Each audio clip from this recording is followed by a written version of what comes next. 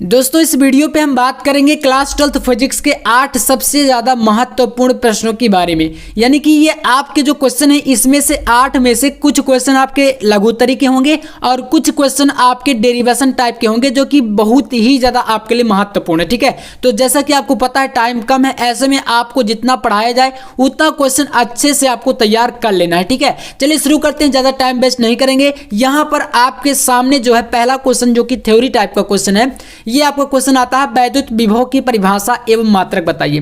तो देखिए वैद्युत विभव क्या होता है, इसकी परिभाषा को जानेंगे, फिर इसका हम लोग मात्रक भी जानेंगे। ठीक है ना, तो आपको देखिए पता है वैद्युत विभव क्या होता है। वैद्युत क्षेत्र में किसी बिंदु पर वैद्युत विभव परीक्षण आवेश यानी Q0, जो परीक्षण आवेश होता है Q0 है ना, को अनंत से किसी बिंदु तक लाने में किए गए कार्य यानी W तथा परीक्षण आवेश जो Q0 है, इन दोनों के अनुपात को ही कहते हैं वैद्युत विभव। ठीक है, जैसे आप यहाँ पर इस फार्मूले के में नजर डालेंगे तो V इक्वल टू है W/Q0, मतलब जो परीक्षण आवेश है इसको अनंत से किसी बिंदु तक लाने में जो कार्य करना पड़ रहा है यानी कि जो वर्क होगा वो आपका यहाँ पर हो जाएगा इसका जो है वैद्युत विभव यानी कि W/Q, तो Q0, इन दोनों का अनुपात कर देंगे। ये आपका फार्मूला है और इसी फार्मूले को याद कर लीजिए, बस यहीं से आपका परिभाषा भी बन जाएगा। और W यानी कि कार्य है तो इसका मात्रक जूल हो जाएगा, और Q यानी कि आवेश तो इसका कूलम, तो जूल प्रति कूलम, या इसी को बोल सकते हैं एक बार में वोल्ट, जूल प्रति कूलम जो है वोल्ट के बराबर होता है। तो ये होता है वैद्युत विभव, इसकी परिभाषा, सूत्र और इसका मात्रक। ठीक है, क्लियर है, ये छोटा सा क्वेश्चन है। इसके बाद एक और क्वेश्चन आपका पूछा जाता है। इन दो क्वेश्चनों को करने के बाद हम लोग लॉन्ग के क्वेश्चन देखेंगे। ठीक है, तो देखिए दूसरा क्वेश्चन आपके सामने है समविभव पृष्ठ क्या है और इसके गुण बताइए। तो देखिएगा यहाँ पर ध्यान से समझना है, समविभव पृष्ठ। समविभव पृष्ठ मतलब आप अगर इसी से समझ लें, समविभव मतलब विभव क्या हो, बराबर हो हर एक पृष्ठ पर। तो पृष्ठ यानी कि कोई सरफेस होगा, कोई एरिया होगा, और अगर उस पृष्ठ पर प्रत्येक बिंदु पर जो विभव की मात्रा है वह समान होगा तो आपका ऐसा पृष्ठ समविभव पृष्ठ कहलाता है। और इसके गुण भी बताने हैं। तो देखिएगा परिभाषा है, किसी विद्युत क्षेत्र में स्थित कोई ऐसा पृष्ठ यानी कोई ऐसा पृष्ठ जिस पर स्थित सभी बिंदु समान विभव पर हों, यानी कि समविभव मतलब समान विभव, विभव क्या हो, इक्वल हो, समान विभव पर हो तो समविभव पृष्ठ उसे कहा जाएगा या कहलाता है। गुण की बात करें, देखिए यहाँ पर समविभव पृष्ठ के गुण समझ लीजिए। पहला आपका इसमें गुण होता है, यहाँ पर समझ लीजिए पहला वाला, समविभव पृष्ठ के समीप वैद्युत क्षेत्र की दिशा समविभव पृष्ठ के लंबवत होती है। क्या होता है, समविभव पृष्ठ के समीप जो वैद्युत क्षेत्र की दिशा होती है वो क्या होती है, यहाँ पर समविभव पृष्ठ के लंबवत होती है। सेकंड आपका इसका मोस्ट इंपॉर्टेंट गुण देख सकते हैं आपके सामने है, किसी आवेश को समविभव पृष्ठ के एक बिंदु से, यानी कि कोई आवेश है, इसको अगर हम लोग समविभव पृष्ठ में एक बिंदु से दूसरे बिंदु तक ले जाते हैं तो इसमें कोई कार्य नहीं करना पड़ता, अर्थात कार्य हमारा शून्य होता है। ये दो इसके बहुत ही ज़्यादा इंपॉर्टेंट गुण है। तो आपको अगर प्रॉब्लम है स्क्रीनशॉट करके एक बार पुनः से फिर लीजिएगा। ठीक है ना, मतलब रिवीजन कर लीजिएगा। मैं आपको जल्दी से करा रहा हूँ क्योंकि समय ज़्यादा नहीं है। ठीक है, इसके बाद देखिए थर्ड क्वेश्चन आपके सामने बहुत ही ज़्यादा यार इंपॉर्टेंट क्वेश्चन है, ये देख सकते हैं यहाँ पर, धारा घनत्व एवं अनुगमन वेग में संबंध बताइए। देखिए ये क्वेश्चन यार बहुत ज़्यादा इंपॉर्टेंट है। भले अब मान लीजिए कि इतनी बड़ी बुक है, आपके बहुत सारे क्वेश्चन इंपॉर्टेंट है तो कौन सा रख दे, लेकिन मैं आपको लगातार प्रयास कर रहा हूं कि हर क्वेश्चन जो कि आपके लिए इंपॉर्टेंट है, बोर्ड एग्जाम में काफ़ी ज़्यादा रिपीट हुआ है, उनको मैं लगातार एक घंटे के अंतर्गत आपको कंटेंट प्रोवाइड करा रहा हूँ।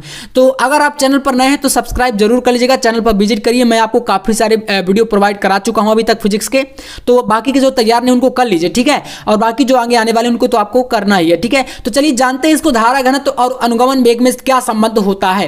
तो धारा घनत्व क्या, पहले इसको जानते हैं। देखिए जब किसी चालक में धारा प्रवाहित की जाती है, जब कोई कंडक्टर होता है उसमें जब धारा प्रवाहित की जाती है तब चालक में उपस्थित जो इलेक्ट्रॉन है ऋण सिरे से धन सिरे की ओर एक नियत औसत वेग से गति करने लगते हैं। मतलब अगर मैं आपसे कहूं जैसे आपके पास कोई एक चालक तार है ना, आपके पास कोई एक ये चालक तार है, इसमें आपका एक माइनस का निगेटिव है, एक पॉजिटिव चार्ज है एक तरफ। ठीक है ना, तो कह रहा है कि इसके जो इलेक्ट्रॉन है, इसमें जो इलेक्ट्रॉन पाए जाएंगे यहाँ पर चालक तार में, उसमें जो ऋण सिरे से ये धन सिरे होकर यहाँ से आपके इधर की ओर गति करने लगते हैं। तो ये इन दोनों के बीच जो गति करने का एक इलेक्ट्रॉनों का एक औसत वेग है, इसी को बोलेंगे हम लोग यहाँ पर VD यानी कि अनुगमन वेग। ठीक है ना, औसत वेग या अनुगमन वेग, ड्रिफ्ट वेलोसिटी बोल सकते हैं। अब बात करते हैं VD से इसको व्यक्त करते हैं। अब बात करें यहाँ पर माना माना किसी चालक में इलेक्ट्रॉनों का जो अनुगमन वेग Vd है, तो चालक के परिच्छेद का क्षेत्रफल अगर आपका कैपिटल A हो तो यहाँ पर इसमें धारा जो प्रवाहित की जाएगी चालक में वो हो जाती है I बराबर NEA Vd, यानी आपका नंबर ऑफ इलेक्ट्रॉन, E आपका इलेक्ट्रॉन का जो आवेश है, चार्ज है, और A आपका क्षेत्रफल हो गया और Vd आपका अनुगमन वेग हो गया। तो ये धारा का मान आता है किसके लिए? अनुगमन वेग के लिए, जब कोई चालक में धारा प्रवाहित की जाती है। तो ये एक सूत्र है, इसको याद कर लीजिएगा, ठीक है। चलिए यहाँ पर लिख दिए कि जहां n तथा E क्रमशः एकांक आयतन में स्वतंत्र इलेक्ट्रॉनों की संख्या और इलेक्ट्रॉन का आवेश है, यानी कि इलेक्ट्रॉनों की संख्या, नंबर ऑफ इलेक्ट्रॉन, और ये आपका क्या है? इलेक्ट्रॉन का आवेश है। तो समझ गए ना आप लोग। अब देखिए I बराबर NEA Vd आपका ये बन गया फॉर्मूला 1। अब यहाँ पर बात करेंगे, यदि कह रहा है कि धारा का वितरण चालक के क्षेत्रफल पर समान रूप से हो, यानी कि जो चालक है हमारे पास, ये जो हमने अभी देखा चालक, ये जो हमारे पास पूरा एक चालक है, इसमें अगर धारा जो I प्रवाहित हो रही है, ये इसका वितरण प्रत्येक एकांक क्षेत्रफल पर हर एक पॉइंट पर समान रूप से हो, प्रत्येक एरिया मतलब क्षेत्रफल जो इसका चालक का है A, इसमें समान रूप से हो, तो यहाँ पर आपका ये बनता है धारा घनत्व। इसको धारा घनत्व कहा जाता है, यानी कि पूरे क्षेत्रफल पर जितनी भी धारा होगी उसको कहेंगे धारा घनत्व। इसलिए J बराबर I अपॉन A, A आपका एरिया, I आपकी धारा, और J आपका क्या है? धारा घनत्व। तो इसको J से व्यक्त करते हैं, तो J बराबर I अपॉन A बनता है। अब I का मान हमने पहले से निकाल लिया है, ठीक है। ये तो बस J बराबर आपको I की जगह पर ये वैल्यू को रख देना यहाँ पर, तो A आपका पहले से, और इस A को ये A काट देगा, तो यहाँ से A कैंसिल, J बराबर NEVD बन गया, और यही होता है आपका फाइनल आंसर, जो कि धारा घनत्व और अनुगमन वेग के बीच का संबंध बताता है, ठीक है। तो चलिए यार, उम्मीद करूंगा ये क्वेश्चन भी आपको क्लियर हो चुका होगा। मैं देखिए प्रयास करता हूं कि आपको कम शब्दों में, कम समय में बिल्कुल अच्छे से डाउट के क्लियर के साथ साथ आपका एक भी मतलब यहाँ पर कोई प्रॉब्लम ना हो, मैं ये चाहता हूं, क्योंकि समय कम है, टेंशन आपको नहीं लेना, ठीक है।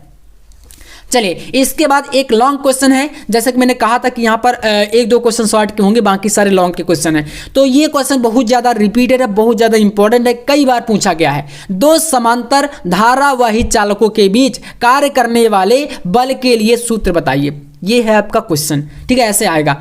अब यहाँ पर आप देख पा रहे हैं हमारे पास ABCD, ये क्या है? दो समांतर धारावाही चालक हैं, चालक तार कह सकते हैं, है ना, जिसमें पहले तार में I1 धारा और दूसरे तार में I2 धारा प्रवाहित है, और इन दोनों चालकों के बीच की दूरी स्मॉल d है, ठीक है ना। तो थ्योरी देखिए आप यहाँ पर लिख सकते हैं, माना AB और CD दो समांतर चालक तार हैं जो एक दूसरे से d दूरी पर स्थित हैं। यदि तार AB पर I1 और प्रवाहित करे तो उसके चारों ओर चुंबकीय क्षेत्र उत्पन्न होगा। मतलब आपको पता है यार कि अगर हम किसी चालक में जब धारा प्रवाहित करते हैं तो उसमें जब धारा प्रवाहित होने लगती है तो उस चालक के चारों ओर कुछ ना कुछ चुंबकीय क्षेत्र जरूर उत्पन्न होता है। तो वही चीज यहाँ पर उत्पन्न हो रही है जो आपको यहाँ पर दिख रहा है ऐसे, है ना, ये चुंबकीय क्षेत्र है चालक के चारों ओर, है ना।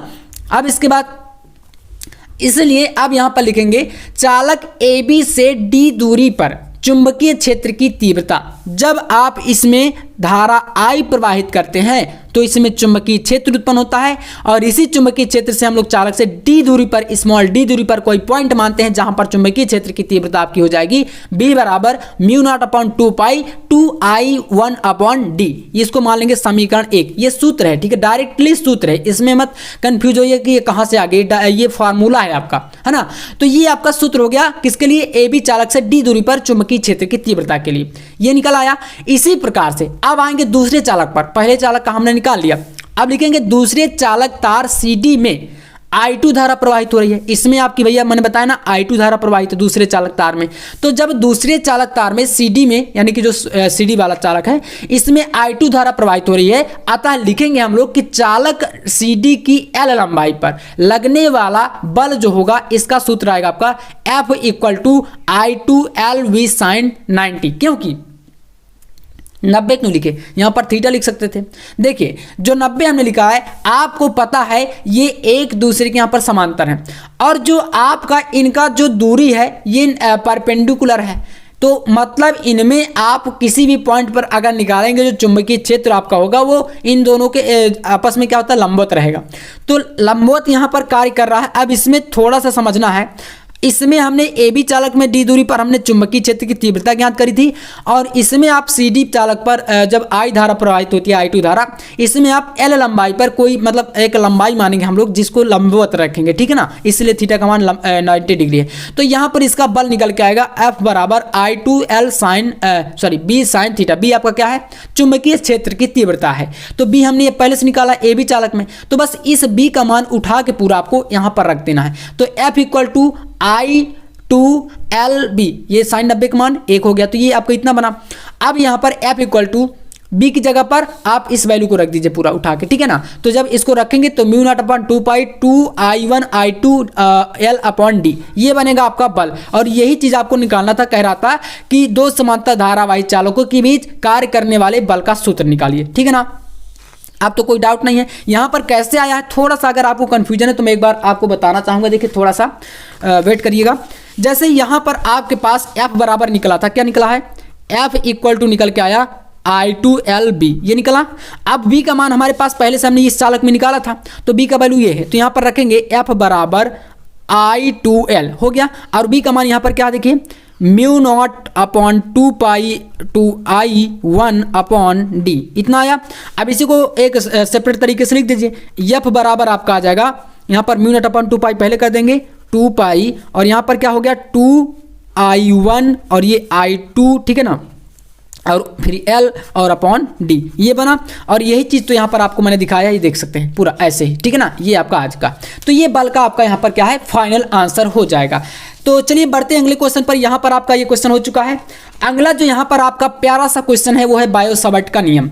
काफी महत्वपूर्ण है, बहुत ज्यादा बोर्ड एग्जाम में पूछा गया है, तो चलिए इसको समझ लीजिएगा, थोड़ा बेसिक है ना। यहाँ पर देखिए आपके पास एक चालक तार है जो कि यहाँ पर XY ये चालक है, ठीक है ना। तो इसमें लिखेंगे माना XY एक चालक है जिसमें विद्युत धारा I प्रवाहित हो रही है। इसमें कौन सी धारा, I धारा प्रवाहित हो रही है, ठीक है ना। अब देखिएगा इसमें जब चालक तार में I धारा प्रवाहित हो रही है तो चालक के एक अति अल्प अवयव की हम कल्पना करेंगे DL। जैसे यहां से आप देखें एक पॉइंट A है और ये B है, पूरे तार में से कोई छोटा सा टुकड़ा ले लिए हम लोग जिसको हम लोग बता दिए कि ये आपका अल्पांश DL है, ठीक है ना। अब इसी अल्पांश से R दूरी पर एक पॉइंट P है, ये R दूरी पर, ठीक है ना, एक पॉइंट P है जहां पर हमें चुंबकीय क्षेत्र की तीव्रता ज्ञात करनी है, और ये आपका जो रेखा है और ये चालक तार, इन दोनों के बीच का जो कोण है वो थीटा है। इतना चीज समझ गए बस। अब इसके बाद यहां से स्टार्ट हो जाना। देखिए यहां पर आपको लिखना है इस अल्पांश के कारण बिंदु P पर उत्पन्न चुंबकीय क्षेत्र की तीव्रता dB, इसको हम लोग अल्पांश के कारण लिए तो इसलिए dB हो जाएगा, है ना। अब यहां पर आप एक एक पॉइंट को समझिएगा। देखिए पहला पॉइंट क्या कर रहा है, चालक में प्रवाहित धारा I यहाँ पर अनुक्रमानुपाती होती किसके, चुंबकीय क्षेत्र की तीव्रता की, तो dB समानुपाती या अनुक्रमानुपाती I हो गया। इसी प्रकार दूसरा पॉइंट, चालक के अल्पांश की लंबाई dl के अनुक्रमानुपाती, चुंबकीय क्षेत्र की तीव्रता ये dl के अनुक्रमानुपाती यानी dV अनुक्रमानुपाती dl। इसी प्रकार थर्ड पॉइंट यहाँ पर करा बिंदु P से मिलाने वाली रेखा के बीच बनने वाले कोण की ज्या यानी साइन थीटा के अनुक्रमानुपाती, तो dB अनुक्रमानुपाती साइन थीटा। और अगला पॉइंट यहाँ पर है चुंबकीय क्षेत्र का बिंदु जो P है इसमें अल्पांश से दूरी जो R है इसके वर्ग के व्युत्क्रमानुपाती होती है। ये चीज इतना समझ में आ गया।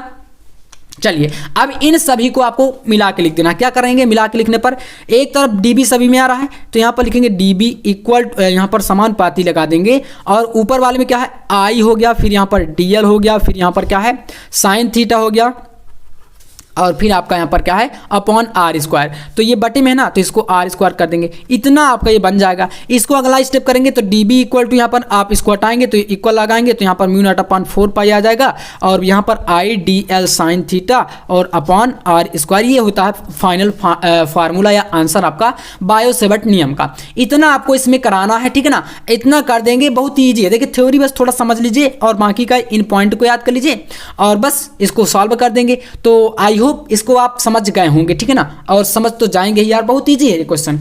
चलिए इसके बाद बात करेंगे हम लोग यहाँ पर अगला क्वेश्चन। नेक्स्ट क्वेश्चन यहाँ पर है आपके पास व्हीटस्टोन सेतु का सिद्धांत। देखिए बहुत ज्यादा इंपॉर्टेंट, जितने क्वेश्चन मैं ला रहा हूँ यार आपके लिए एकदम बहुत ही इंपॉर्टेंट है, मतलब मैं कह नहीं सकता, क्योंकि समय जिस हिसाब से नहीं है हमारे पास उस हिसाब से मैं इतनी मेहनत कर रहा हूँ लगातार कि आपका पेपर जो है ना बिल्कुल बिगड़ना नहीं चाहिए। बिल्कुल आपका पेपर बहुत ही बेस्ट जाएगा, इसकी मैं 100% कोशिश कर रहा हूं और आप भी प्रयास करिए कि थोड़ा बहुत आप सपोर्ट यार नहीं कर रहे हैं। मैं देख रहा हूं कि आप लोग ना सपोर्ट नहीं कर रहे हैं, वीडियो को लाइक नहीं करते एक भी और सब्सक्राइब नहीं करते, वीडियो देख के निकल जाते हैं।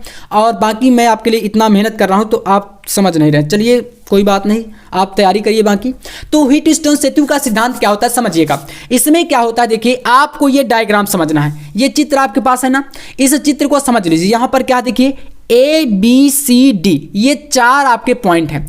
इसमें आपका P Q R S ये 4 प्रतिरोध हैं, है ना। ये चतुर्भुज में 4 प्रतिरोध जुड़े गए हैं हर एक भुजा पर।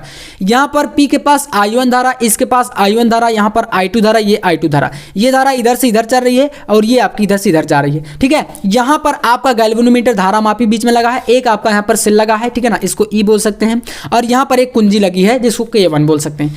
अब इसके बाद यहाँ पर थ्योरी क्या समझना है, जो हमने अभी चित्र में आपको बता दिया वही यहाँ पर लिखना है। कैसे देखिएगा, यहां पर लिखेंगे चित्र के अनुसार 4 प्रतिरोधों P Q R S एक चतुर्भुज ABCD की 4 भुजाओं में जोड़े गए हैं। यहां पर 4 भुजाएं हैं ABCD और इन पर ये 4 प्रतिरोध जुड़े हैं, ठीक है ना, P Q R S। अब देखिए विकर्ण VD में धारा मापी तथा विकर्ण AC में सेल लगा है। विकर्ण देखिए BD यहां पर धारा मापी जुड़ा है और विकर्ण A से C ये क्या यहां पर सेल लगा है, यही चीज बताया गया है। अब किरचॉफ के नियम भैया अच्छे से आपने पढ़ा होगा। अब देखिए किरचॉफ का नियम लगेगा। यहां पर किरचॉफ के नियमानुसार क्या होता है, परिपथ ABDA में पहला देखिए ABDA ये पहला वाला बंद परिपथ, इसमें लेंगे हम। आइएगा किरचॉफ का नियम क्या कहता है, दूसरा वाला नियम, वोल्टा नियम जिसे बोलते हैं, उसमें कहा गया कि अगर किसी परिपथ में प्रवाहित धारा और संगत प्रतिरोधों का गुणनफल करें तो उसमें आप जितने भी परिपथ होंगे उनमें से संगत प्रतिरोध धारा गुणनफल आपको गुणा करा के जोड़कर और उसके बराबर में विद्युत वाहक बल कर देना। बस ये होता है किरचॉफ का दूसरा नियम। तो यहाँ पर देखिएगा संगत प्रतिरोध और धारा क्या है, P और यहाँ पर I1, ठीक है ना। तो I1P हो गया और यहाँ से चलते हैं, इधर से आते हैं और फिर इधर से एक की ओर जाना, क्योंकि ABDA D से एक की ओर जाना। ये आपका देखिए धारा इधर से इधर आ रही है और हम इधर जा रहे हैं, विपरीत हो गया। यहाँ पर माइनस लगा देंगे, I2R हो गया और यहाँ पर जो इसका प्रतिरोध है विद्युत वाहक बल है वो 0 है। तो ये आपका I1P इक्वल टू I2R ये फर्स्ट समीकरण इससे बन गया। इसी प्रकार से दूसरे पास के लिए आइए, यहाँ पर BCDB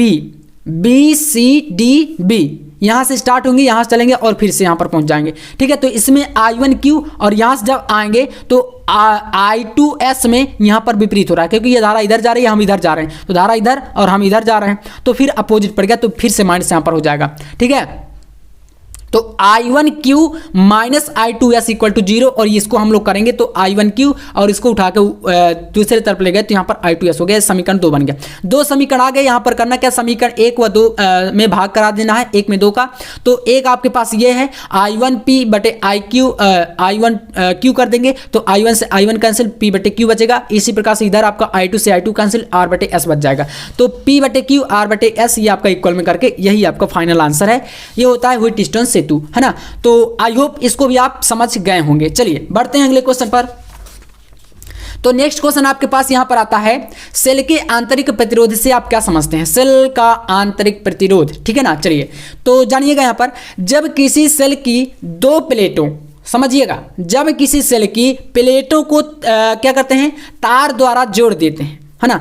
तो तार में वैद्युत धारा सेल की धन प्लेट से ऋण प्लेट की ओर तथा सेल के भीतर, बाहर की ये बात हो रही है, धन प्लेट से ऋण प्लेट की ओर जाता है जो आवेश होता है। अगर बात करें सेल के अंदर यानी भीतर की बात कर लेते हैं, तो सेल के भीतर उसके घोल में ऋण प्लेट से धन प्लेट की ओर बहती है, जस्ट उल्टा, ठीक है ना। आप देखिए इस प्रकार सेल की दोनों प्लेटों के बीच सेल के भीतर विद्युत धारा के प्रवाह में घोल द्वारा, किसके द्वारा, घोल के द्वारा विद्युत धारा के प्रवाह में जो अवरोध उत्पन्न होता है, यानी कि वही तो प्रतिरोध होता है। हम जानते हैं जब हम किसी चालक में धारा प्रवाहित करते हैं तो चालक तार में जब धारा के मार्ग में कोई रुकावट या बाधा आती है उसको हम बोलते हैं प्रतिरोध यानी रेजिस्टेंस। लेकिन जो आंतरिक प्रतिरोध होता है ये सेल के अंदर होता है, क्योंकि आंतरिक मतलब ये आपका अंदर होता है विद्युत वाहक बल जो कि चल रहा होता है सेल के अंदर, उसमें प्रतिरोध उत्पन्न होता है, ठीक है। तो ये होता है आपका आंतरिक प्रतिरोध। चलिए इतना क्लियर है। अब इसको स्मॉल आर से व्यक्त करते हैं और जो प्रतिरोध होता है उसको कैपिटल आर से व्यक्त करते हैं। तो इसको क्लियर कर लीजिएगा, ये परिभाषा पूछी जाती है। अगला क्वेश्चन यहाँ पर आपके सामने है, आवेश की गतिशीलता से आप क्या समझते हैं। देखिए आवेश की गतिशीलता क्या होती है। तो किसी आवेश वाहक के अनुगमन वेग vd तथा आरोपित वैद्युत क्षेत्र E के अनुपात को इस आवेश वाहक की गतिशीलता कहते हैं और इसे म्यू से प्रदर्शित करते हैं। तो म्यू बराबर होता है vd/E। vd क्या है, ये अनुगमन वेग है जो कि मैंने बताया ड्रिफ्ट वेलोसिटी है ना, अनुगमन वेग है, और E आपका क्या है, वैद्युत क्षेत्र की तीव्रता है। तो ये होता है यहाँ पर आवेश की गतिशीलता। तो म्यू बराबर vd/E। और बात करें धातु में उपस्थित मुक्त इलेक्ट्रॉनों का जो अनुगमन वेग होता है vd, इसका फार्मूला होता है E capital E small e τ/m। ठीक है ना, टाउ क्या श्रांति काल होता है, और m आपका द्रव्यमान हो गया, E आपका इलेक्ट्रॉन पर आवेश हो गया, कैपिटल E आपका यहाँ पर क्या है, विद्युत क्षेत्र की तीव्रता है। तो इतना आपको यहाँ पर आवेश की गतिशीलता में तैयार कर लेना है। ठीक है ना, तो अगर इतना कर लेते हैं तो ये क्वेश्चन काफी ज्यादा आपके लिए इंपॉर्टेंट होने वाले हैं। और एक वीडियो आपका न्यूमेरिकल के ऊपर जल्द ही आने वाला, मैं प्रयास कर रहा हूँ लगातार आपके लिए। ठीक है ना, तो आप लोग चैनल से जुड़े रहिए, सब्सक्राइब नहीं किए कर लीजिए, वीडियो को लाइक कर दीजिए, दोस्तों के साथ भी आपको शेयर कर देना है। ठीक है ना, और बाकी चलिए यार मिलते हैं नेक्स्ट वीडियो में नेक्स्ट टॉपिक के साथ, तब तक के लिए जय हिंद, वंदे मातरम।